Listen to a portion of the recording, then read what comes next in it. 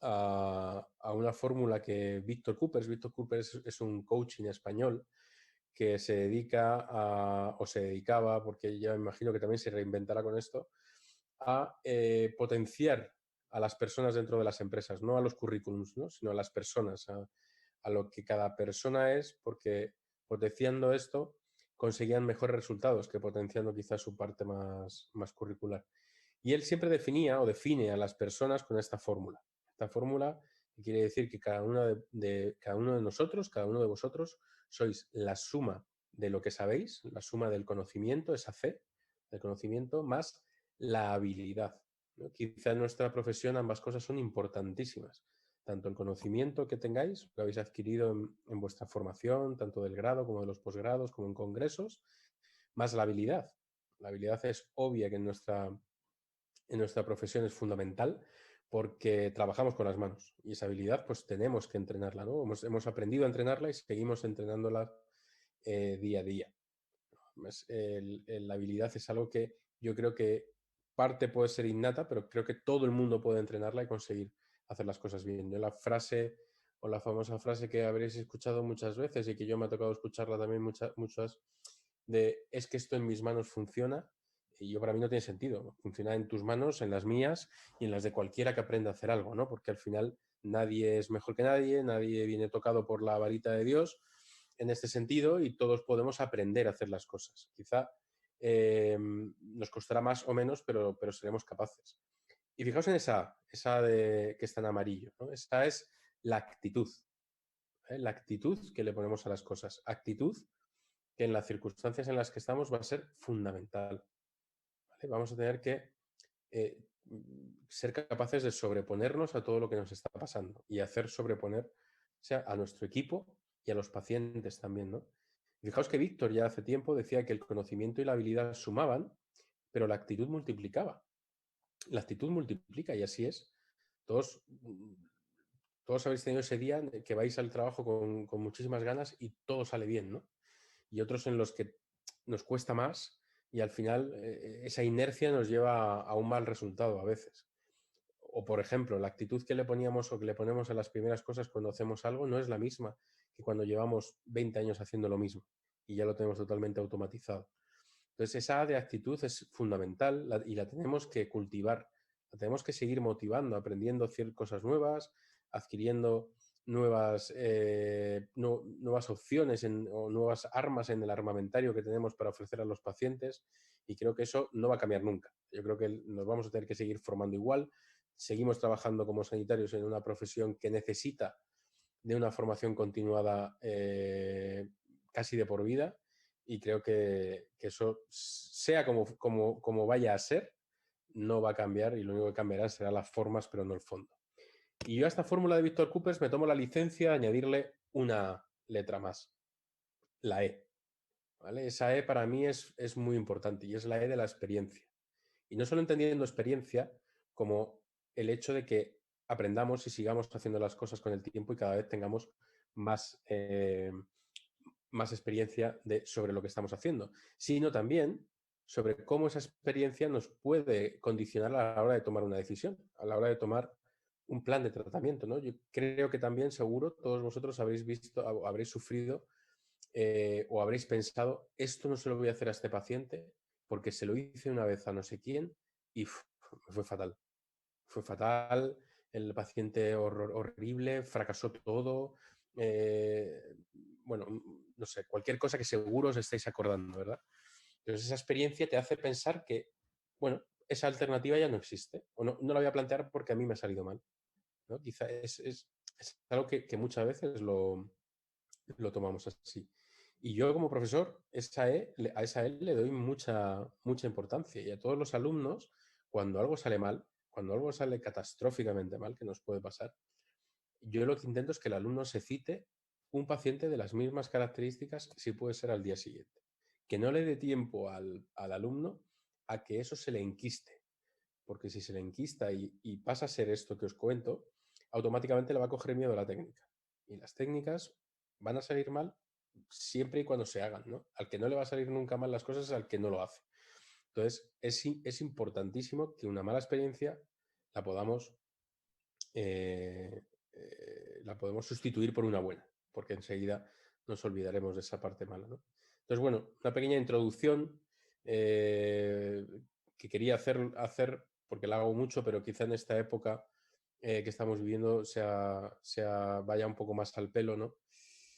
Y bueno, y animaros y animarnos a que esto al final para nosotros va a ser un reto por completo, ¿no? Va a ser un nuevo reto al que nos vamos a enfrentar y ahí estarán nuestros pacientes esperándonos cuando volvamos y ahí tendremos que seguir luchando por sobrevivir y por poder dar salud a todos estos pacientes que nos van a demandar. ¿Y por qué no estética, no? Que es de lo que vamos a hablar un poco hoy también, de cómo vamos a trabajar ese sector, esa importancia del sector anterior.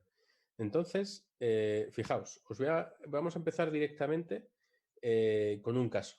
¿Vale? Para mí, a día de hoy, esta diapositiva define un poco todos los parámetros que yo voy a tener que tener en cuenta en ese sector anterior, desde la extracción, cómo voy a hacer la extracción, hasta cómo voy a provisionalizar el diente. Y os voy a intentar transmitir hoy que para mí el provisional es quizá una de las partes más importantes de todo esto, no por cuestiones estéticas y no por cuestiones protésicas, que también, es decir, es obvio que el provisional va a permitir dar una estética inmediata al paciente y el paciente va a marcharse con un diente cuando en otras circunstancias quizás no lo haría. Para mí, el provisional tiene una importancia quirúrgica. ¿Vale? El provisional forma parte de la cirugía porque es el que me va a hacer de guión, el que me va a guiar el crecimiento y el mantenimiento de la forma y la arquitectura gingival que va a haber alrededor de mi restauración. Por lo tanto, es importantísima porque es el que le va a servir a la encía y a todos los tejidos perimplantarios de andamiaje para poder cicatrizar guiados por una pauta que les va a marcar este provisional, ¿no? Entonces, yo os voy a transmitir un poco esta filosofía, vamos a ver un poco cómo lo hacemos, pero cuando yo empecé a hacer implantología inmediata, hace ya unos cuantos años, no tenía tan claras muchas cosas. No existía toda la literatura que tenemos a día de hoy, ni muchísimo menos, y muchas veces las cosas nos salían bien porque ahora sabemos que nos podría salir bien, pero en aquella época no, y otras no nos salían bien. Entonces, nos entraba ese miedo a la implantología inmediata. ¿Por qué correr el riesgo si de otra manera podíamos conseguir las cosas de una manera más lenta pero más segura, ¿no? A día de hoy, obviamente, eso sigue estando. La escuela suiza nos va a hablar de que el early implant placement sigue siendo una de las elecciones en el sector anterior, no colocarlo de manera inmediata, pero sí temprana para mejorar un poco los tejidos. Sin embargo, existen otras escuelas, muchas otras, y entre ellas yo me voy a incluir, en el que la implantología inmediata tiene mucho riesgo, pero bien hecha y bien tratada nos va a tener muchísimo beneficio. Entonces yo quiero que os quede claro ciertos parámetros para que en el caso de que la hagáis, pues os sirva en este sentido. ¿Vale? Así que fijaos en este caso, un caso que me llegó a mí cuando yo estaba estudiando el máster y nos llega típico paciente que se le rompe un diente y necesita de manera urgente un tratamiento estético porque no recuerdo bien, pero creo que se casaba su hijo o su sobrino. Entonces, el paciente acude con un central, un incisivo central que se descementa, una corona que se descementa cada 2 por 3 y en el que observamos que obviamente ya no tiene más vida, ya no se puede, de hecho ya las perdió hace tiempo, ¿no? Ya no tiene ferrule, no tenía ningún tipo de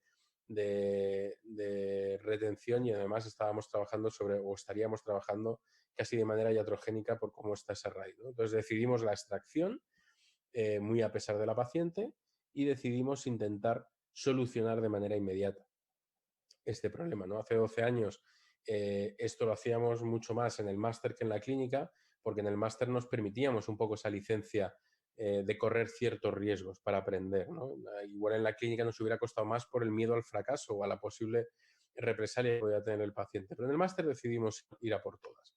Entonces, colocamos un implante en ese central, perdón por las fotos, son antiguas, pero yo creo que lo vamos a poder ver bien. Colocamos un implante, en aquella época un implante de conexión externa, no teníamos ni tenemos ni por asomo la cantidad de conexiones que tenemos a día de hoy, la cantidad de superficies que tenemos a día de hoy y la cantidad de ventajas que tienen los implantes a día de hoy, ¿no? Todo ese armamentario con el que podemos contar. En aquella época, pues teníamos lo que teníamos, colocamos ese implante de conexión externa, Y sobre este implante le decidimos, con un coping de impresión, colocar una corona de resina provisional, como las que utilizábamos sobre los dientes, y rebasarla. ¿Vale? La rebasamos con composite por dentro de la corona, y lo único que hicimos, y que lo que sí prestamos un poquito de atención, es en pulir bien toda esa resina que tenía el composite. No por nada, no como ahora que sabemos cómo tiene que estar de pulida la resina para ser compatible con la salud del tejido preimplantario. Simplemente porque, por lo mismo que en operatoria, nosotros sabemos que una resina mal pulida va a irritar la encía.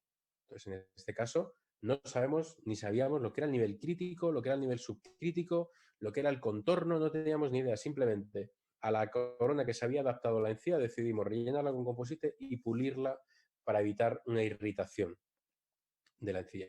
Y a los 3 meses, cuando levantamos la corona, nos encontramos esto. Nos encontramos que no había hecho bien el provisional, lo primero, ¿no? Había un gap entre la corona provisional y la plataforma del implante por la que el tejido blando había crecido. ¿Vale? Fijaos que no había habido un ajuste perfecto, ni mucho menos. Pero fijaos la arquitectura gingival. ¿No? Fijaos cómo se han mantenido los volúmenes. A día de hoy yo sé por qué. Y a día de hoy tenemos que saber por qué. Y tenemos que saber que somos extremadamente predecibles a la hora de hacer este tipo de tratamientos. De esta manera, con esta arquitectura gingival, yo puedo tomar una medida y crear una corona definitiva de una manera muy sencilla. ¿Vale? Fijaos, en un paciente que tendría muchos requisitos estéticos porque se casaba su sobrina o su hija, pero que, como veis en la arcada inferior, es un paciente que se cepilla 3 veces al día, ¿verdad? Como todos los vuestros, seguro. Paciente con una higiene estupenda, ¿no? Paciente que 10 años después sigue teniendo igual de buena higiene, y fijaos cómo está el central. Fijaos los tejidos alrededor de ese central, ¿no? Lo importante que es el haber manejado bien esos tejidos desde el primer momento, desde el día de la extracción. Entonces, ¿por qué?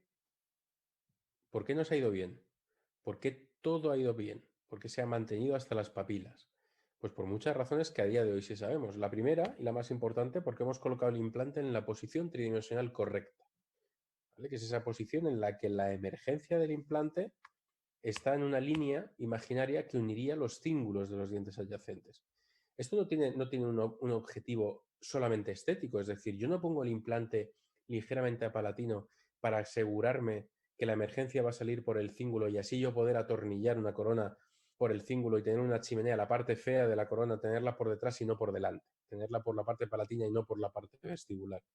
No, lo hago entre otras cosas porque me permite mantener una distancia entre el implante y la tabla vestibular y el tejido blando que tiene el paciente por vestibular, que es una distancia que a día de hoy tiene nombre, ¿no? Y que en los artículos lo encontraréis como jumping distance, y que incluso sabemos cuál es el tamaño que tiene que tener, ¿no? Ese 1,5 mm, 2 milímetros, que es lo ideal para conseguir la estabilización del coágulo, la estabilización de los tejidos alrededor. Entonces, el hecho de llevármelo ligeramente a palatino me permite mantener esa distancia. Y por supuesto el biotipo. En este paciente tuve la suerte de que el biotipo me acompañaba. A día de hoy, si el biotipo no me acompaña, sé perfectamente las técnicas que tengo mucogingivales para poder hacer una cirugía plástica y mejorar esos biotipos también. Y por supuesto lo que os decía, la provisionalización. El hecho de haber podido mantener la arquitectura desde el primer momento gracias a la utilización de un provisional, que me mantuvo esa arquitectura desde el día de la extracción, guiándome la cicatrización de esos tejidos. Entonces, entrando ya en materia y teniendo claro todas estas cosas, hay una cosa que tenemos que tener en cuenta, que es el riesgo que tienen este tipo de tratamientos, ¿no? ¿Vamos a jugárnosla en todos? ¿Vamos a poder hacerlo en todos? Bueno, dependerá mucho de la experiencia de cada uno, eso sí es verdad. A medida que vayamos teniendo experiencia, nos iremos metiendo en casos un poquito más complejos, lógicamente. Pero había una tabla, por ejemplo, que es esta tabla de Cordaro, de 2009, una tabla sobre riesgos, que creo que al principio es muy importante tenerla, ¿no? Es una tabla que valora una serie de factores de riesgos, desde el estado de salud del paciente, si es fumador, etcétera, etcétera, hasta el biotipo, pasando por la infección o por la anatomía de la cresta, y los niveles de riesgo, bajos, medios y altos. Entonces, Cordaro decía, si tengo más cuadritos verdes en mi cuadro que amarillos y rojos juntos, entonces es un caso favorable, un caso sobre el que Cordaro trabajaría de manera inmediata. Al contrario, si tengo más amarillos o rojos que verdes, en ese caso, ojo, es un caso complejo y si me meto es muy seguro que me pueda encontrar ciertos problemas, ¿no? Que me pueda encontrar algún riesgo innecesario. Entonces, teniendo en cuenta que ya de por sí es un tratamiento complejo, lo que no vamos a hacer es meter todas las bolas posibles a los malabares, porque cuanto más bolas estemos trabajando, más fácil va a ser que se nos caiga una de ellas. Entonces vamos a intentar trabajar con el menor riesgo posible. Entonces vamos a valorarlo desde primero. Para hacer un resumen de esto, yo me quedaría con 3 riesgos principales, ¿no? Por un lado, el biotipo del paciente, el fenotipo del paciente. Yo tengo que tener claro que diferentes biotipos me van a responder de manera diferente a la cirugía y a la restauración. Y las técnicas que tengo para hacer las modificaciones que necesite en este tejido blando, ¿vale? Que luego veremos alguna. Otro factor que yo tengo en cuenta es la línea de sonrisa, ¿no? Por un lado el biotipo, por otro lado la línea de sonrisa. No es lo mismo trabajar un paciente que tenga la línea de sonrisa baja que trabajar un paciente que tenga la línea de sonrisa alta, porque por supuesto va a enseñar mucho más y todo lo que yo esté haciendo se va a ver mucho más en un paciente con una sonrisa alta. Entonces tendré que tener especial cuidado en estos pacientes. No es lo mismo un paciente que cuando sonríe enseña la espina nasal que un paciente que cuando sonríe no nos enseña ni la mitad del diente. Entonces, obviamente es algo muy importante a la hora de decidir si corremos el riesgo o no. Y por otro lado, las expectativas del paciente. Yo creo que es fundamental que de alguna manera seamos capaces de explicarle al paciente, ya sea con un mock-up, ya sea con un DSD, ya sea con cualquier técnica que me permita enseñarle de una manera lo más parecida a la realidad al paciente lo que somos capaces de hacer para ver si eso cumple con las expectativas que el paciente tiene.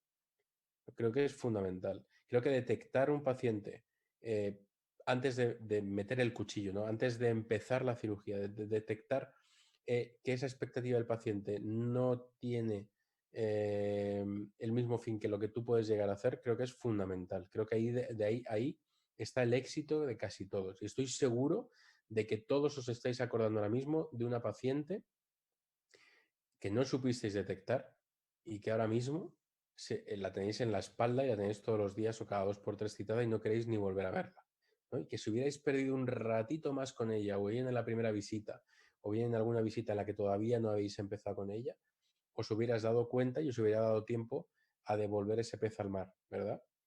Seguro que todos os estáis acordando y le estáis poniendo hasta nombre y apellidos. Bueno, pues eso es fundamental también, ¿no? Saber detectar qué paciente es para ti, porque sus expectativas y tus capacidades van de la mano. Y luego hay que tener en cuenta también que la estética es algo subjetivo, ¿no? Totalmente. Este paciente es un paciente que viene a la consulta. Yo le puse el implante hace muchísimo tiempo, hace más de 12 años. 12 años, exactamente. Y claro, 12 años después, no había venido ni a las revisiones, viene y le veo así.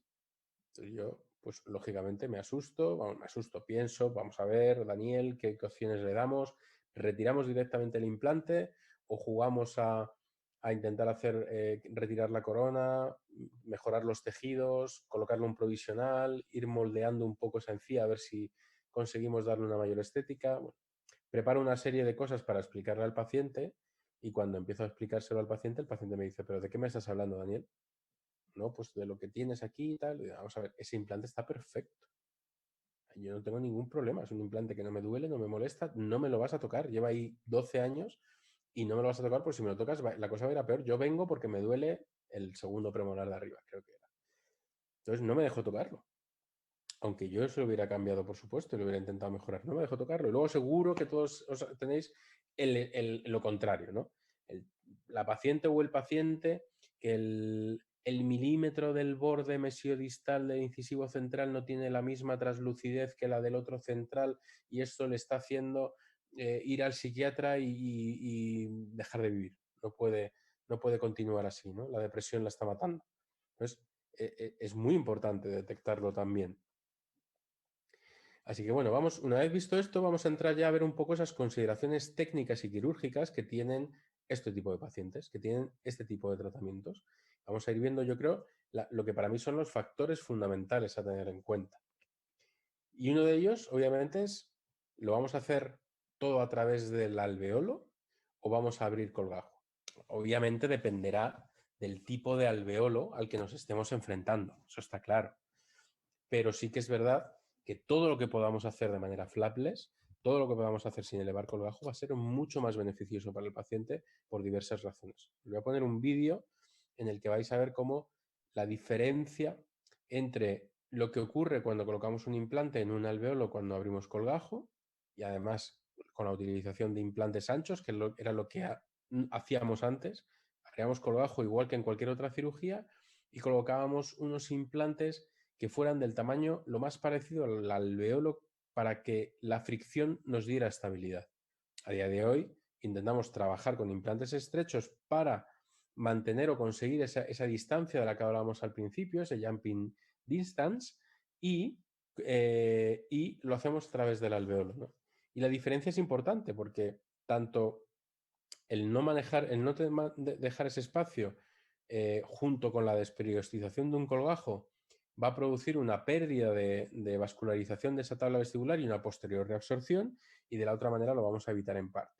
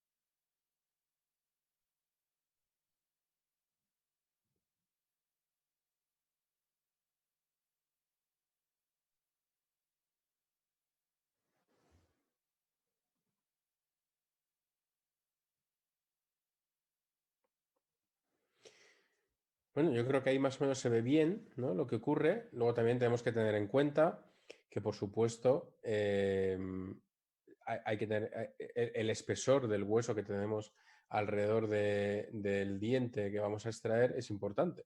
Con huesos más finos van a provocar una reabsorción mayor que biotipos más anchos, que huesos más anchos, está claro. Este artículo, por ejemplo, de Chapuis, creo que es uno de los artículos más importantes a la hora de valorar todas estas cosas de las que estamos hablando, y el artículo concluye que la zona de mayor pérdida de hueso una vez que quitamos un incisivo central es esa C, esa zona C que vemos ahí, que es la zona del centro y vestibular. ¿Por qué?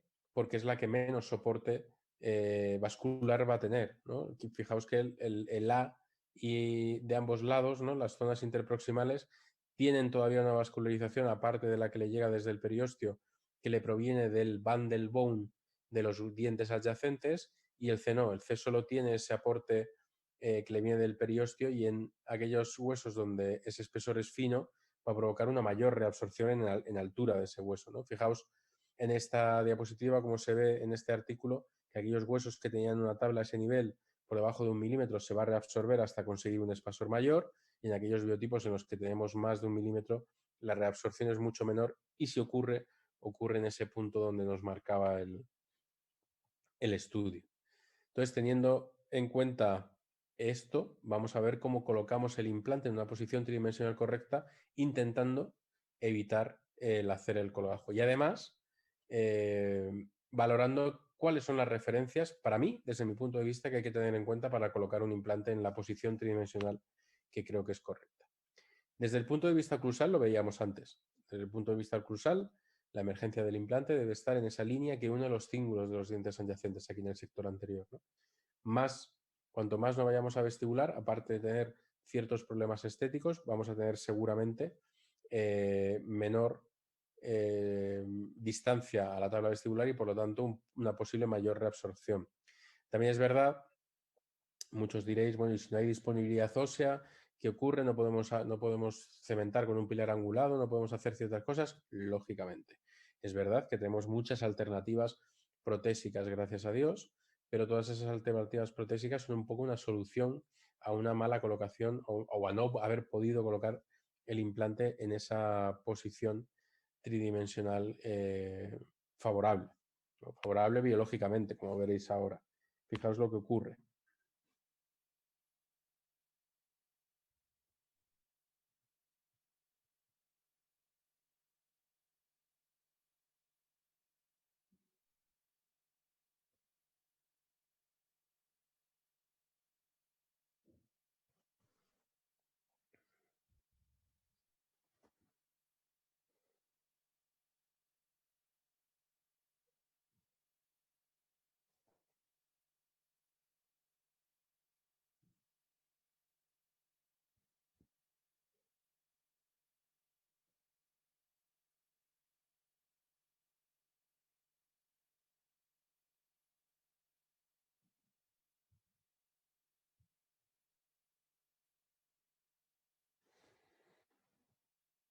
Bien, bueno, ahí vemos un poquito en ese esquema, en este dibujo, lo que yo os estaba explicando de manera resumida. En principio, para mí, esa sería la posición tridimensional correcta. Ese implante colocado en la zona donde decíamos, ligeramente apalatino, con la línea que une los cíngulos de los dientes adyacentes, posiblemente no coincidirá con el alveolo del diente que acabamos de extraer, por eso vamos a fresar en esa zona más palatina para conseguir además una mayor estabilidad, como veremos ahora, manteniendo esa distancia y teniendo en cuenta el biotipo del paciente, ¿no? Quizá vista desde un punto de vista sagital vamos a ver esta colocación, ¿no? Ya hemos visto esa posición tridimensional desde el punto de vista crestal, vamos a ver ahora eh, en profundidad, en sentido pico coronal, dónde debería estar. Si todos los tejidos están donde deben estar, lo ideal sería esto, ¿no? Colocar el implante 4 milímetros subgingival, es decir, por debajo del margen de la encía, siempre que el margen de la encía esté en su sitio. Y esto, si la tabla vestibular está en su sitio, supondría 1 milímetro subcrestal, ¿no? Por esos 3 milímetros de diferencia que suponen el espacio biológico del diente que acabo de extraer. Esto sería lo ideal para conseguir un espacio periimplantario compatible con la salud de estos tejidos, ¿no? Pero muchas veces no está ni la cresta ni la encía ahí. Entonces, para mí la referencia que yo tomo es dónde quiero que esté el margen gingival de mi restauración definitiva. ¿Vale? Yo defino dónde quiero que esté el margen gingival de mi restauración definitiva y a partir de ahí lo coloco a 4 milímetros. 4 milímetros por debajo del margen definitivo de mi restauración definitiva, donde yo quiero que esté. Y no me importa dónde está la tabla, porque si la tabla está en su sitio, perfecto, pero si la tabla está reabsorbida, entonces tendré que realizar alguna técnica regenerativa en función del alveolo que sea, de una manera totalmente predecible que a día de hoy ya las conocemos, ¿no? Pero para mí lo importante es la distancia que va a haber entre la plataforma del implante y el margen gingival. Lo vamos a ver en muchos casos después. ¿Vale? Esa sería para mí, en sentido apicocoronal, esa posición, ¿no? 4 milímetros por debajo del margen definitivo de mi restauración. Y ya está, no tengo otra referencia. No me importa dónde esté la tabla vestibular, ¿vale? Porque la tabla vestibular la vamos a manejar después, manejando los gaps y manejando los tejidos tanto duros como blandos. Es un poco el resumen de la posición tridimensional correcta. Un implante colocado en una posición ligeramente apalatino, dejando un espacio hacia vestibular de 1,5 milímetros o 2, dejando un espacio hacia los dientes adyacentes en mesial y en distal de 1,5 milímetros aproximadamente, 3 milímetros si lo que tengo al lado es un implante, y 4 milímetros subgingival por debajo de el margen definitivo de mi restauración definitiva, donde yo quiero que esté el margen gingival de mi restauración definitiva. ¿Vale? Así que teniendo en cuenta todos estos márgenes de seguridad que voy a tener que trabajar, lo que tengo claro es que la tendencia actual va a ser la de utilizar implantes de diámetros estrechos, ¿no? Implantes que me permitan dejar espacio al crecimiento de los tejidos, porque a día de hoy yo sí tengo claro una cosa, yo a día de hoy sí tengo claro que valoro más 1 milímetro de tejido blando o 1 milímetro de tejido duro que 1 milímetro de titanio. Para mí me aporta muchísimo más el tejido blando y el duro que el titanio. Así que esto es lo que me hace, si tengo una media, o sea, si valoro la media de lo que mide un alveolo de un central en un paciente, que son entre 5 y 6 milímetros. Si yo quiero dejar esa distancia de 2 milímetros a la parte vestibular, obviamente voy a tener que trabajar con un implante narrow, ¿no? Un implante estrecho que mida 3,3, 3,2 o 3,0 en algunas ocasiones. Otro punto a tener en cuenta es la estabilidad primaria, ¿no? Existen muchísimos casos en implantología en los que la estabilidad primaria podría estar sobrevalorada, ¿no? Donde en algunos casos podemos dejar el implante con una ligera, no que baile, pero con poca estabilidad o con una estabilidad no suficiente para realizar una carga y que no pase nada, que el implante se pueda autointegrar sin problemas, pero obviamente en este sector anterior la estabilidad primaria es primordial. Primordial porque estoy corriendo todos estos riesgos para poder provisionalizar al paciente y que el provisional me termine de realizar ese punto, esa cicatrización quirúrgica que provoca el provisional, ¿no? O esa cicatrización protésica. Entonces, la estabilidad primaria voy a tener que intentar conseguirla y mejorarla dentro de mis posibilidades como pueda. Obviamente la estabilidad va a depender en muchas ocasiones, la mayoría de las ocasiones, del tipo de hueso en el que voy a estar trabajando, ¿no? Obviamente es mucho más fácil estabilizar un implante en un hueso duro que en un hueso blando. Hasta ahí todos de acuerdo. Pero es verdad que vamos a trabajar en 2-3 milímetros. Vamos a trabajar en un hueso apical, un hueso basal apical que queda por palatino del alveolo del diente generalmente, y en 2-3 milímetros de hueso esponjoso donde yo voy a intentar anclar ese implante, con lo cual voy a necesitar implantes que anclen bien, implantes que tengan una buena estabilidad. Yo voy a buscar esta zona, voy a buscar esa parte palatina que queda por palatino del ápice del diente. Y puedo buscarla o de una manera más radical, es decir, yo puedo, porque muchas veces cuando queréis hacer lo que aparece en el dibujo, es decir, que es muy bonito, ¿no? Este esquema que sería ideal. Me apoyo en la pared palatina, voy subiendo la fresa y ala, ya está. No. ¿Qué ocurre en estos casos cuando pasa esto? Que la fresa se topa contra la cortical del Bandelbone y automáticamente te guía hacia el ápice del diente. Y tú no quieres irte al ápice del diente, tú quieres irte a la parte más palatina. Entonces, sin problema. Lo que tenemos que hacer es intentar entrar en esa zona de manera directa. Y eso lo podemos hacer o bien entrando directamente desde vestibular y luego poco a poco ir colocando tu fresa apoyada en la pared palatina, pero ya entrando en ese agujero, o creando una rielera, creando un riel, apoyándote en la pared palatina y subiendo y bajando poco a poco hasta que la fresa va entrando en esa zona más palatina, justo donde tú quieres colocar el implante, ¿no? Ahí en esa zona.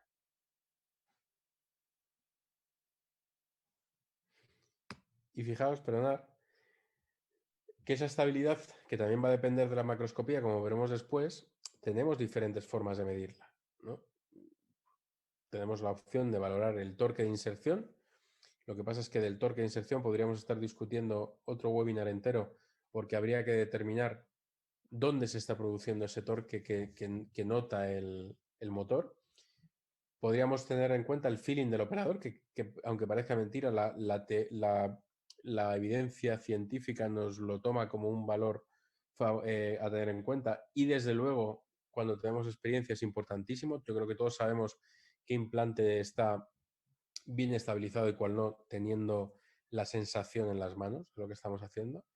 Y otra opción, que sería la opción más objetiva, es la del Oster, ¿no? El Oster o el Penguin son dos aparatos que miden un índice de radiofrecuencia.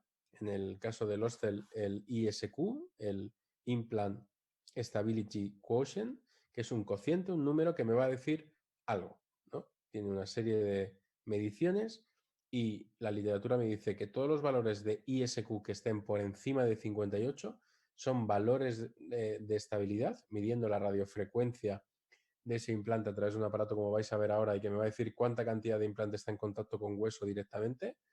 Todos los valores de ISQ que estén por encima de 58 son valores para poder hacer una carga y todos los que estén por debajo son valores que ya nos limitan mucho más el tratamiento, ¿no? También hay literatura que nos dice que esto no tiene una evidencia rotunda sobre la que nos podríamos fiar, pero sí que es verdad que es algo que a mí me permite, por lo menos en la historia del paciente, justificar por qué hice la carga. Es decir, yo a este paciente le he hecho carga inmediata porque tenía un ISQ de 60. Queda mejor que decir porque noté con las manos que me quedaba muy bien o porque parecía que el torque era no sé cuánto, ¿no? Entonces yo creo que por lo menos nos objetiviza la estabilidad primaria y funciona de la siguiente manera.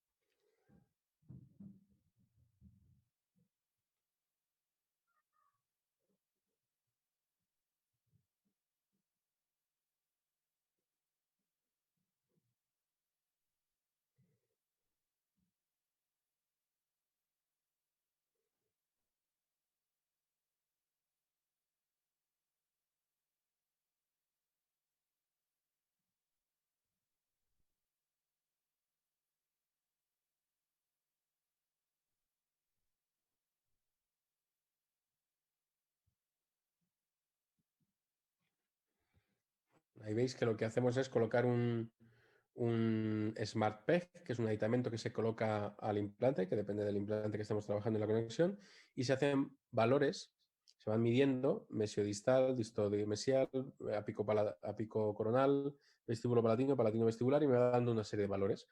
Esto me permite, por un lado, valorar la estabilidad primaria para poder hacer una carga inmediata, pero también me va a permitir, por ejemplo, monitorizar la osteointegración de un implante, ¿no? Porque si yo tengo un valor ISQ de 50, por ejemplo, el día de la colocación, y tengo un ISQ de 60 cuando hago la segunda fase, está claro que la estabilidad de ese implante está siendo mejor.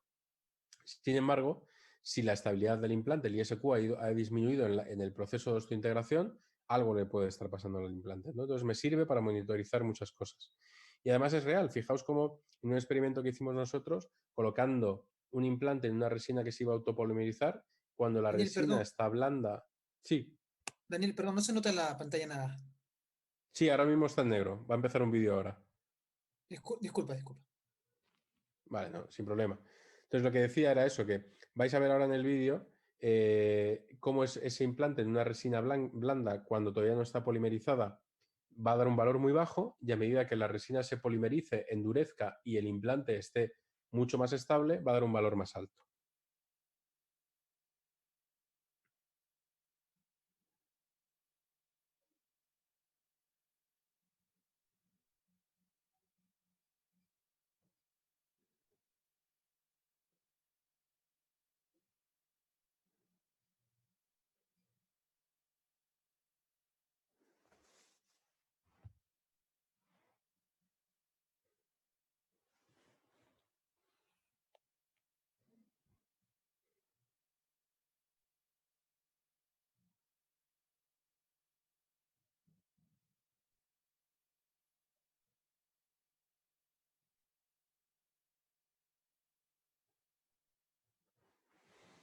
Bien, bueno, ahí habéis visto un poco la diferencia del valor cuando la resina estaba blandita que cuando ya empieza a endurecerse. Por supuesto, la estabilidad primaria va a depender mucho de la macroscopía. Todos tenemos claro que una rosca potente, una rosca bien marcada, sobre todo en el tercio apical, que es el que va a entrar en contacto con esos 3 milímetros 4 de hueso residual que tengo a palatino, va a ser mucho mejor, mucho más fácil de anclar y de estabilizar que aquellos implantes que la rosca pues es igual de suave o que tiene una forma más cilíndrica y que no sigue la misma forma que tiene el propio diente que acabamos de extraer, ¿no? Yo creo que esto es lógica, es física pura y es mucho más cómodo estabilizar este tipo de implantes como el que vemos en la fotografía. Y luego la importancia, ¿no?, que va a tener también el manejo de los tejidos, tanto blandos como duros, alrededor de los implantes y cómo lo vamos a hacer, ¿no? Vamos a ver en los casos, que va a ser como más fácil lo podamos entender, qué es lo que vamos a hacer para manejar el tejido duro, el déficit de ese tejido duro o el espacio que queda entre el tejido duro y la plataforma del implante, que se llama el gap, ¿no? El gap, y lo que vamos a hacer con el tejido blando, tejido que va a estar alrededor de mi restauración. Lo que yo tengo claro es que ese espacio, ese gap, lo voy a tener que rellenar siempre. Yo sé que hay literatura que me dice que esos espacios que son mayores a 2 milímetros los debo rellenar y aquellos que son menores de 2 milímetros no, porque el coágulo ya es suficiente, ¿no? Esos estudios de Palo Antonio, etcétera, etcétera. Pero es verdad que yo lo voy a rellenar no por el hecho de si tengo o no que hacerlo, sino porque para mí es mucho más beneficioso, ¿no? Porque la no reabsorción del biomaterial, no reabsorción del senoinjerto, hace que todo lo que yo coloque ahí sea estable en el tiempo, sea perdure en el tiempo. Yo sé que el biomaterial, el senoinjerto, no va a desaparecer, ¿no? No va a haber un turnover que va a modificar el biomaterial a hueso. Se van a unir las partículas porque van a tener una capacidad osteogénica, osteoinductora y osteoconductora, lógicamente, pero sí que es verdad que no va a haber ese turnover, con lo cual va a haber siempre partículas de biomaterial de sinoinjerto que no se van a reabsorber nunca y que me van a dar una estabilidad. El implante va a estar osteointegrado en el hueso apical, en el hueso mesial distal y en el hueso palatino.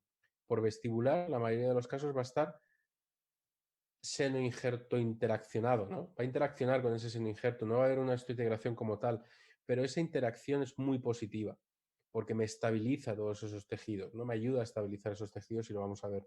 Lógicamente, las características que le vamos a pedir al biomaterial van a ser características básicas de biocompatibilidad, facilidad de uso, etcétera, etcétera, pero quizá lo más importante, como dice el estudio de Franz Lambert de 2011, es que el biomaterial que yo coloque ahí sea un biomaterial biocompatible, lógicamente, que tenga macro y microporosidades, macroporosidades para permitir que pasen los vasos sanguíneos que se están formando, esa angiogénesis que es tan importante, y microporoso para que esas células multipotenciales que están por ahí purulando y que no saben a qué diferenciarse, se asienten en esas microporosidades y se diferencien a células formadoras de hueso, que sea poco o nada reabsorbible, como os decía, y que sea fácil de manipular, ¿no? Y esto, el material que mejor lo cumple es el senoinjerto. Yo coloco un senoinjerto en ese gap para rellenarlo, por un lado, y para mejorar las condiciones, como digo en esta diapositiva, ¿no? Ese senoinjerto en el gap me va a permitir modificar los procesos de cicatrización de los tejidos duros, me va a añadir además una mayor dureza a ese espacio que es un hueco si no lo relleno y que me va a favorecer, me va a ayudar un poco a la estabilidad del implante y al BIC, ¿no? Al Bone Implant Contact que ocurre a ese nivel, puesto que rellenamos ese hueco. Me va a prevenir la recesión de tejido duro, de tejido blando, porque la recesión del tejido blando se produce cuando hay recesión del tejido duro. Y además me va a hacer una preservación del hueso tanto vestibular como interproximal que tengo en esas zonas. Y con el tejido blando, pues voy a hacer exactamente lo mismo. El tejido blando lo que voy a hacer es mejorar la capacidad y la calidad de ese tejido con un injerto de tejido conectivo, que en casos de biotipos muy gruesos a veces lo podemos evitar, que en casos de biotipos no tan gruesos el injerto puede ser un injerto pequeñito de tuberosidad que me permita ayudar un poco a esos tejidos y que en casos en los que el biotipo es un poco fino, pues necesitamos un injerto más grande, ¿no? Pero al final el injerto siempre nos va a ayudar a la estética y a la estabilidad de esos tejidos preimplantarios. Luego el tejido duro nos va a ayudar a mejorar ese soporte, como os decía, y el tejido blando, el injerto de tejido blando me va a ayudar a conseguir esas fibras circulares que tanto deseamos alrededor de nuestros abutments o nuestras coronas provisionales o nuestros implantes desde el primer momento y a restablecer las dimensiones de ese tejido blando alrededor de la restauración. ¿De dónde voy a coger? Pues generalmente del paladar, ¿no? Y del paladar de la parte correspondiente a la lámina propia y parte a la submucosa, pero en ningún caso periósteo para no provocar necrosis y en ningún caso epitelio porque va a quedar siempre por debajo, por dentro del epitelio. Así que vamos a utilizar esa zona que todos conocemos, es una zona relativamente segura, aunque no os debe preocupar el tener que manejar esa arteria palatina en el caso de que tengamos algún accidente, porque es algo que nos va a pasar muchas veces y tenemos que estar preparados y que además, pues creo que todos estamos capacitados para conseguir bien el manejo de estas complicaciones. Entonces, una técnica podría ser la técnica de una sola incisión, en la que a través de una incisión y a dos profundidades diferentes podemos conseguir ese tejido conectivo, un tejido conectivo que podemos sacar de ese sobre para luego poder suturarlo y así conseguir una menor molestia del paciente.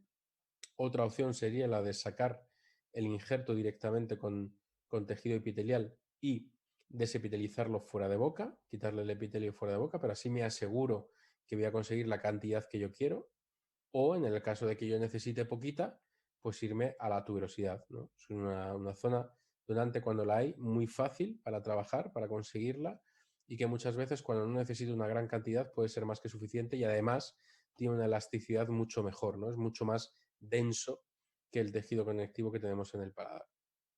La técnica, pues la conocéis, ¿no? La técnica de la cuña, técnica sencilla para conseguir tejido blando a este nivel. Entonces, el tejido blando es algo que ahora nos estamos aprendiendo todos a manejar. Prácticamente en todas las maestrías, en todos los másters de implantología o de cirugía y de rehabilitación se da manejo gingival, porque a día de hoy consideramos tan importante el tejido blando como el duro, cosa que cuando yo hice el máster no. Cuando yo hice el máster bastante valor tenía que pudiéramos poner el implante donde más hueso había, además, importaba muy poco la posición, entre comillas, tridimensional del implante, sino la estabilidad que le dábamos en el poco hueso residual que tuviéramos. Y el tejido blando, pues prácticamente ni estaba ni se le esperaba, ¿no? Ya era algo que bastante teníamos con haber hecho lo que habíamos hecho. Pero a día de hoy no, a día de hoy sabemos que el tejido duro es el blando y que el tejido blando es el duro, ¿no? Que si conseguimos estabilizar ese tejido, ese tejido blando va a ser mucho más estable la estética de nuestra restauración y por lo tanto le damos mucha importancia.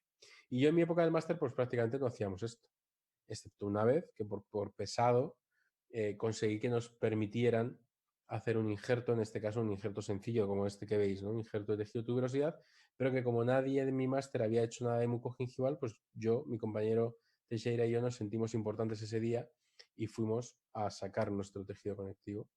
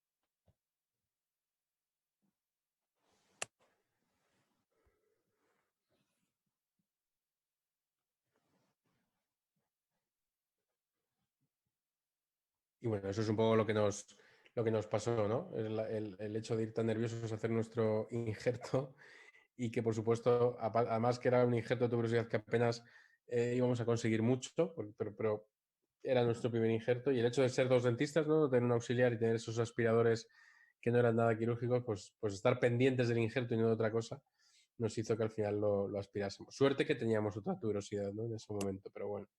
Bromas aparte, lo siguiente importante es el provisional, como os decía, como un elemento quirúrgico, ¿no? No como un elemento protésico, porque va a ser el que me va a guiar la cicatrización, ¿no? Para mí es importantísimo que los contornos de nuestra corona provisional nos guíe esa cicatrización de encía que os decía al principio, ¿no? Para mí este artículo de Óscar González, que nos habla del contorno crítico y subcrítico, para mí es la Biblia en cuanto al diseño del provisional, ¿no? Entender qué es lo que cumple cada uno de los puntos. El nivel crítico, ya resumiendo, sería ese margen gingival, ¿no? El que me va a marcar el margen gingival, el contorno gingival, y el nivel subcrítico sería el que va desde este margen crítico hasta la plataforma de nuestro implante, ¿no? Aquí tenéis un poco explicado esto.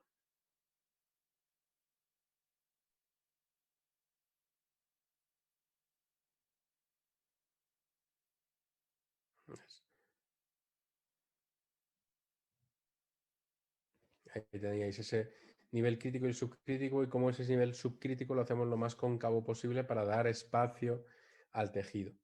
Y ya vamos a entrar en casos y lo vamos viendo a ver si nos da tiempo a ver todos. Espero no estar siendo muy pesado, me gustaría que pudiéramos ver todos estos casos y cómo lo hago yo, ¿no? Para mí esto es algo fundamental, ¿no? Es un provisional, es un diente de resina que vaciamos a cáscara de huevo con dos aletas a los dientes adyacentes y el borde incisal involucrado. El borde incisal involucrado para conseguir asegurar la posición, ¿no? Que se quede colocado en esa posición y no en otra. Y esta estructura me permite, por un lado, determinar el margen definitivo de mi restauración, por otro lado, me sirve para guía quirúrgico protésica y por otro lado, como provisional, porque lo puedo utilizar para provisionalizarlo con carga inmediata o en el caso de que el implante no haya sido capaz de poder estabilizarlo como yo quiero, pues de eliminar esos bordes incisales y adherirlo a los dientes adyacentes como si fuera una prótesis provisional tipo Maryland. Entonces, fijaos en este caso, un incisivo central que estaba fistulizando en el tercio medio aproximadamente de ese 21. Vale. Preparamos en el modelo escayola normal ese diente, como os he dicho, con los bordes incisales. Esta es la estructura. A veces incluso la pared palatina la eliminamos por completo simplemente para poder llegar a fresar esa pared palatina que yo quiero fresar. La cara vestibular me sirve de guía para no pasarme de esa tabla vestibular y este sería el aditamento provisional del implante, ¿no? Entonces, extraemos el diente, fijamos nuestra guía, colocamos nuestro implante donde hemos fresado, posición tridimensional correcta, ¿no? La que busco, esa línea de los cíngulos, ahí a 4 milímetros del margen subgingival, rellenamos ese gap con ese seno injerto que os estaba diciendo antes, colocamos el pilar provisional, que a veces ya le dejo yo un poquito de composite para que no tenga que estar en la cirugía colocando capas y capas. Entonces ahí veo más o menos que todavía me falta composite, lo termino de rellenar ya en boca, coloco la férula transparente, esta que habíamos creado, rebasamos con resina o con composite el diente por dentro y directamente lo recapturo. Desatornillo y a partir de ahí voy puliendo, eliminamos las márgenes, voy marcando bien mis niveles crítico y subcrítico, ahí lo veis, ahí está perfectamente marcado, ves cómo se ve el contorno que va a ser el que me marque el nivel crítico y todo lo demás, incluido el cuello del pilar, pertenece al nivel subcrítico. Este es el motivo por el que hubo que extraer ese diente, esa reabsorción por sustitución.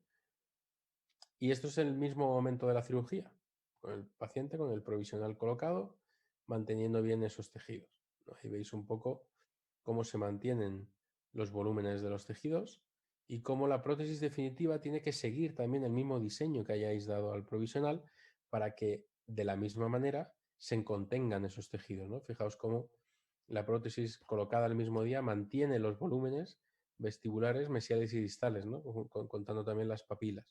Ahí veis cómo la papila queda mantenida y cómo incluso el rodete vestibular está mantenido el mismo día de la colocación de la corona definitiva. Ahí veis un poco solapado lo que hay debajo, ese pilar y esos contornos y el implante colocado en esa posición. Fijaos en este caso, un caso de un paciente que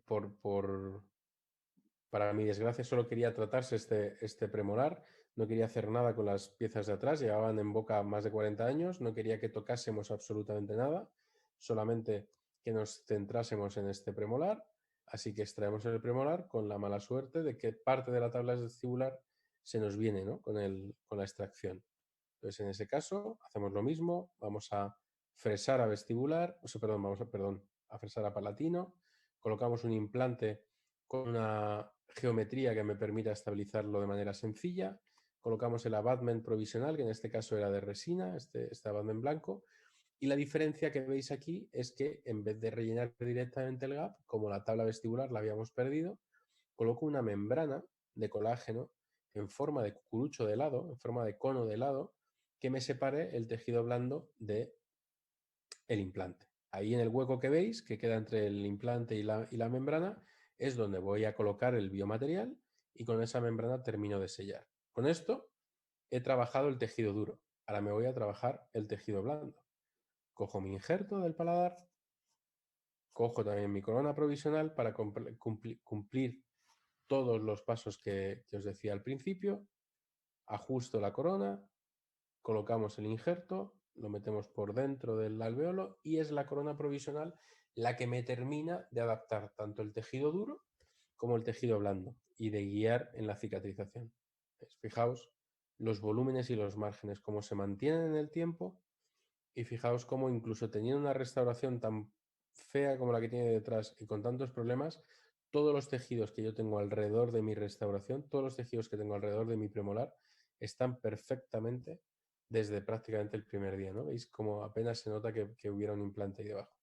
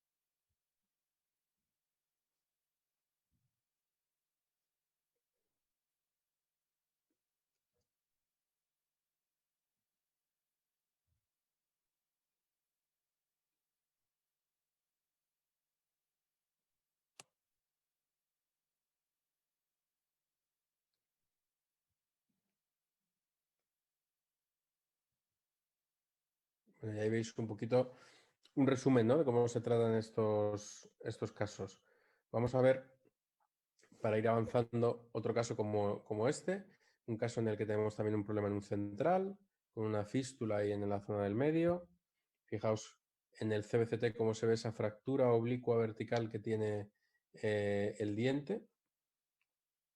Así que nada, vamos a extraer el diente, observamos que hay una pérdida de la tabla vestibular provocada por esa reabsorción y colocamos esa llave, ¿no? La misma llave que veíais al principio, que veis cómo me marca dónde está el límite de la restauración. Ahí veo, ¿es exactamente el mismo que del otro central? Sí, ¿me vale? Bien, pues a partir de ahí, de ese margen que me marca la resina, el implante irá 4 milímetros por debajo, ¿no? 4 milímetros subgingival. Colocamos el implante, diseñamos nuestro provisional y una vez tenemos diseñado el provisional con ese nivel crítico y ese nivel subcrítico, dejando el nivel subcrítico lo más cóncavo posible para que haya un mayor crecimiento de tejidos, empiezo a manejar los tejidos tanto duros como blandos. Por un lado, vamos a rellenar ese gap con un seno-injerto, en este caso un seno-injerto colagenado, ya viene colagenado, es el bioscolagen, y por otro lado el tejido blando que va a ir en sobre a través del alveolo y que de paso vamos a intentar cerrar un poquito la recesión que tiene el otro incisivo central. ¿Vale? Así que hacemos un pequeño avance coronal con unos puntos suspensorios sobre composite en los puntos de contacto que hagan esa tracción, y esta es la cicatrización a la semana. ¿Vale? Fijaos que la zona del implante está estupenda, la zona de la recesión no tan bien, porque el injerto que habíamos tomado, para poder tomar un injerto suficientemente grande, fue un injerto epitelial que desepitelizamos fuera de boca, y al desepitelizar no debimos eliminar bien del todo el epitelio, y ahí hay una lucha entre epitelios que están empezando a crear un problema, ¿no? Pero fijaos en la zona del implante cómo todo va bien. Entonces, seguimos esperando, Esta es la revisión a los 15 días. La zona del epitelio sigue quedando un poco fea. Fijaos cómo aún así la zona del implante a las 3 semanas está perfecta. Esta es la revisión a los 3 meses en la que ya la cicatriz es mucho menor, la de la recesión, y donde ya ahora mismo con una fresa de diamante y una pequeña dermoabrasión podemos conseguir eliminar esa pequeña cicatriz que nos queda a ese nivel. Lo que os decía, ¿no? Como el provisional ha hecho de andamio para que esos tejidos blandos cicatricen perfectamente, pues la cantidad de tejido que tengo para poder manejar. Estos provisionales también me sirven para que una vez pasados esos 3 meses de osteointegración, yo pueda hacer ciertas modificaciones sobre el nivel subcrítico que me favorezcan los tejidos blandos. En este caso, por ejemplo, lo que estamos haciendo es añadir estas espículas de composite a ese nivel para comprimir el tejido interproximal y que la papila baje un poquito, que cierre un poquito ese espacio. Lo hacemos de manera bilateral, porque en este caso lo necesitaba. Fijaos cómo crecen y cómo mantenemos los volúmenes con ese provisional y cómo ahí veis la isquemia en las papilas, ¿no? Para intentar que con esas modificaciones en el nivel subcrítico podamos bajar los tejidos y cuando ya decidamos que el tejido está en su sitio, pues podamos rehabilitar estéticamente a la paciente manteniendo bien esa distribución. Lo mismo vamos a poder hacerlo de la misma manera en diferentes casos. Un caso como este en el que había habido una reabsorción apical por una fractura de cuando era pequeña. Fijaos, ahí veis el diente que extrajimos. Y de la misma manera nos creamos una pequeña férula, en este caso era más corta, pero bueno, la utilizamos como guía de la misma manera. Fresamos en esa zona más palatina. Colocamos nuestro implante, posición tridimensional correcta. Ahí veis cómo estamos colocando un implante estrecho, cómo colocamos ese tejido blando también a ese nivel. Fijaos cómo están las papilas, ¿no? Y fijaos las revisiones, ¿no? Que nos manda el paciente, porque es un paciente que hemos operado hace poco y en la era COVID no podemos apenas ni revisar al paciente. Pero fijaos la primera imagen que me manda ya con el móvil de apenas a los 3 días, con esa zona siempre que se suele quedar así después de un injerto. Y fijaos, sin embargo, en la segunda que nos manda, ¿no? Como ya tenemos las papilas cerradas y, y todo ahí en su sitio.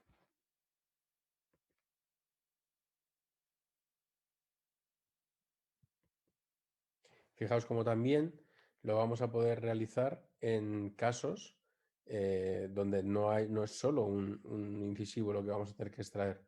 Este caso es un caso en el que la paciente ha tenido varios problemas tumorales, había recibido varios tratamientos de quimioterapia y radioterapia.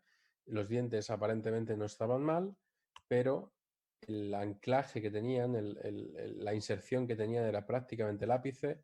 Además tenía inflamación periodontal, tenía una movilidad enorme y la paciente decide que lo que quiere es tener algo estético y que le dure tiempo y que esté bien, ¿no? Entonces estamos en un caso en el que posiblemente podríamos mantener perfectamente estos dientes mucho más tiempo, pero quizá esa pérdida de hueso progresiva me iba a provocar una restauración peor dentro de no mucho tiempo, ¿no? Porque igual voy a necesitar encía rosa de cerámica, etcétera, etcétera, y en este momento no.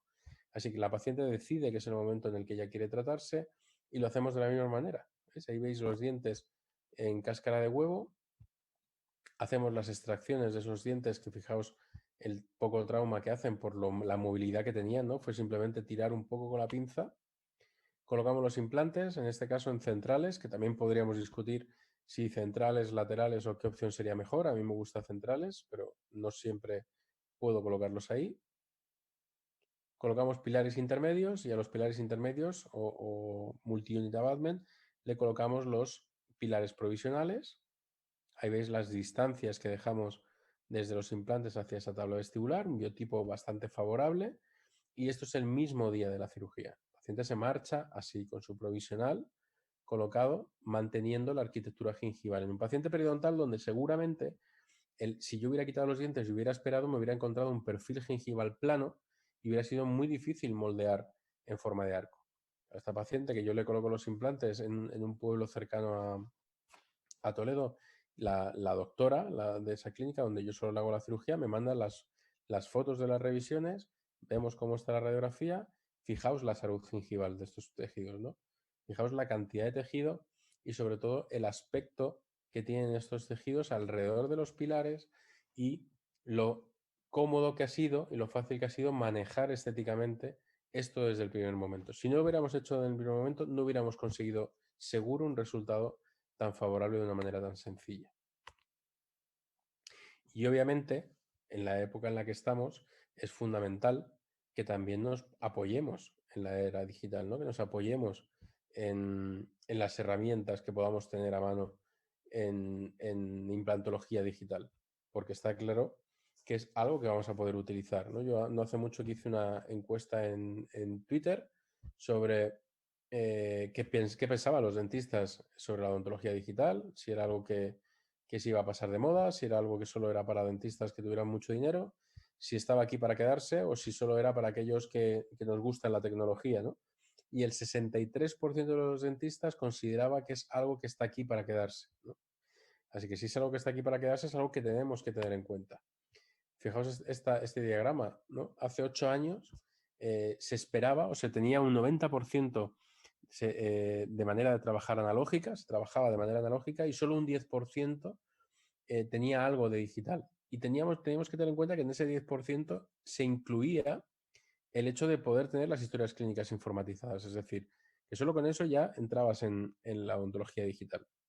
Y se espera para dentro de 2 años, bueno, ya queda menos, que prácticamente el 10% de las cosas en odontología no se puedan hacer de manera digital. Y el 90% si quisiéramos, sí. O sea, se invierten completamente los porcentajes, ¿no? Y es importantísimo además saber que existen muchísimas maneras para poder ayudarnos a respetar la biología, a mantener las estructuras, a colocar los implantes en la posición tridimensional correcta de una manera mucho más sencilla y que no dependa de si tienes un buen o un mal día. Y bueno, siempre que se pueda nos podemos apoyar un poquito en ella, ¿no?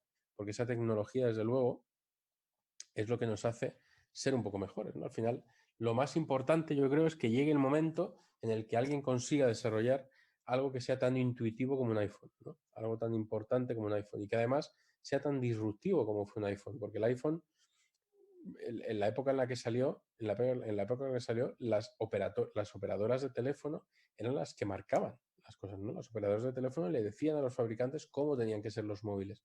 Y este hombre llegó con un aparatito que lo llamó iPhone y dijo, no, no, perdona, vamos a romper el status quo que tienen las empresas telefónicas y lo que vamos a hacer es decirle a las empresas telefónicas que si quieren que el iPhone funcione para ellas, son ellas las que se tienen que adaptar a mi sistema, ¿no? Entro con el mail, las redes sociales, todas las aplicaciones que a día de hoy utilizamos a diario y que en aquella época, desde luego, fueron totalmente disruptivas. Y además, porque tenemos que tener en cuenta que es algo que utilizamos prácticamente a diario.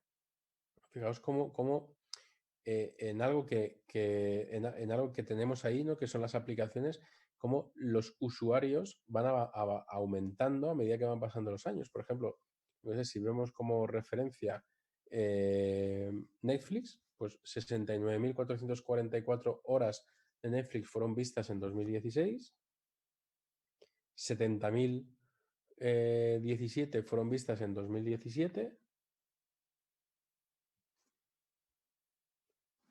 y 266.000 fueron vistas en 2018. O sea, imaginaros lo que crece, ¿no? En número de usuarios y en capacidades. Pues en odontología digital exactamente igual. O sea, es algo que vamos a utilizar. Incluso ahí veis ahí abajo una aplicación que para ser una aplicación que yo no conozco a nadie que la tenga y que no conozco y que jamás alguien me ha dicho, oye, pues yo la tengo y va muy bien, tiene 1,1 millón de usuarios, ¿no? O sea que Tinder es una aplicación que para no tener nadie está funcionando bastante. Y porque además, bueno, pues tendremos que tener un poco en cuenta el diagrama de Rogers, ¿no? Yo entiendo que no todos nos vamos a adaptar a la odontología digital de la misma manera.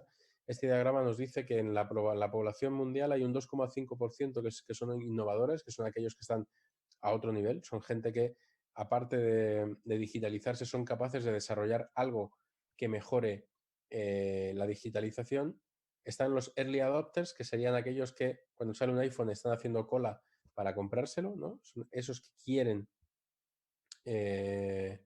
llegar lo antes posible a esa tecnología. Luego hay una gran mayoría, ¿no? Que son casi un 70%, que se dividirían entre los early majority, que son esos que no han esperado, o sea, no están haciendo cola para comprarse el iPhone, pero lo van a comprar en unos meses, cuando ya vea que todo el mundo lo tiene. Y los late majority, que son los que seguro se lo van a comprar, pero todavía más tarde. Y luego estarían los laggards, ¿no? Que son pues los abuelos, ¿no? Estas personas que, oye, a mí déjame, yo sigo con mi libreta, sigo con mi libro y mi boli, y no voy a entrar en este asunto. Pero iPhone, volvemos a lo mismo, consiguió que muchos de los que eran laggards pasaran a ser early o late majority por la intuición, ¿no? Por lo intuitivo de sus dispositivos. Fijaos, mi padre, por ejemplo, que yo jamás me pensé en la vida que fuera a tener WhatsApp, acabó teniendo WhatsApp y ahora me manda GIFs. ¿Vale? Muchas veces es verdad que esos GIFs no tienen nada que ver con la conversación, pero el hombre ha aprendido a mandar GIFs. Entonces, entrando ya en materia y perdonar por este inciso, pero para que nos convenzcamos un poco de que lo digital está aquí y está aquí también en la profesión, pues fijaos en este caso, ¿no? Un caso de un paciente que atendimos en la fundación de la universidad, donde hicimos pues la extracción del central, y algo tan importante como la posición tridimensional correcta, de lo que os he hablado mucho en este ratito, yo lo puedo dejar que sea exacta la planificación si desarrollo una guía quirúrgica que me permita colocar el implante en ese mismo sitio donde yo lo había planificado. Guías quirúrgicas que además a día de hoy pueden ser dento soportadas, podemos colocarle el nombre del paciente para que no nos confundamos, podemos hacerle ventanas alrededor de los dientes, como veis ahí, para que veamos si el ajuste es correcto o no, si está bien ajustada, y por la que a través podemos ir fresando e incluso colocar el implante hasta dejarlo fijado en esa posición que coincide con la posición de la planificación. Esto que veis aquí es el Smart Peg que os decía antes, para poder medir la estabilidad del implante. Ahí veis cómo acercamos el hostel para poder medir la estabilidad, el desarrollo y el diseño de un provisional marcando bien esos límites críticos y subcríticos, y el relleno del biomaterial, de la misma manera como os decíamos antes, ¿no? Y el paciente se marcha el día de la cirugía con este aspecto, con estos tejidos perfectamente mantenidos. Esta es la revisión a la semana. Fijaos la estabilidad que tienen esos tejidos simplemente con una semana después. En pacientes que además los pacientes de fundación suelen tener algún problema psiquiátrico o médico que hacen que no suelan ser muy colaboradores o que no se cepillen todo lo bien que quisiéramos. Pero fijaos los volúmenes de los tejidos, fijaos el sellado de los tejidos alrededor de mi restauración, ¿no? Y el aspecto que tiene.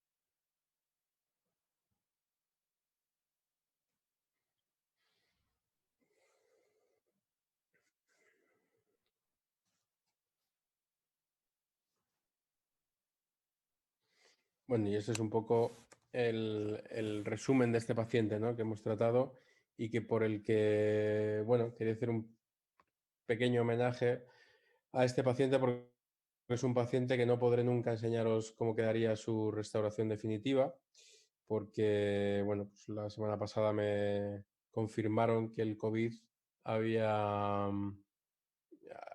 no había podido superar este paciente la infección por el COVID en el hospital y por lo tanto a la vuelta, cuando todos podamos reincorporarnos a nuestra vida relativamente normal, él no será uno de ellos y no podrá venir a la consulta a que podamos terminar el tratamiento. Así que desde aquí, pues muy pequeño homenaje a un buen paciente y a una buena persona que no ha podido superar pues, la pandemia, ¿no? Entonces, nada, simplemente ya resumir un poco la filosofía que os decía con estos 3 puntos, ¿no? El manejo del gap, cómo lo rellenamos, cómo lo respetamos y la importancia de elegir el implante correcto para poder colocarlo en la posición tridimensional correcta. Que en odontología para mí no existen dogmas de fe y nuestras decisiones deben ir basadas siempre en la evidencia científica y en la experiencia clínica y enfocadas en hacer lo mejor para nuestros pacientes de la manera más predecible y que menos nos complique la asistencia a ambos, a pacientes y a profesionales, ¿no? Que tratamientos bien planificados y ejecutados conllevan problemas sencillos de resolver en el caso de tenerlos. Y sobre todo que no nos va a pillar de sorpresa, ¿no? Y recordar, planificar pensando siempre si vais a ser capaces de tratar la peor de las complicaciones de ese tratamiento. Que esto, en resumen, es un poco la filosofía KISS, ¿no? La filosofía Keep It Simple, que hace que veamos, que intentemos hacer las cosas sencillas y que manejemos las cosas, que muchas veces la opción fácil es la opción buena. Y por mi parte, pues daros las gracias a todos, a Daniel y a Odontium por invitarme, por permitirme estar aquí un viernes de cuarentena, a todos los que habéis estado ahí aguantando, a todos los que hacen posible que yo esté aquí de una manera u otra, amigos, compañeros, profesores y sobre todo buena gente que me apoyan y que me ayudan y que en una forma u otra pues están aquí conmigo también. Y os dejo mi contacto para lo que necesitéis.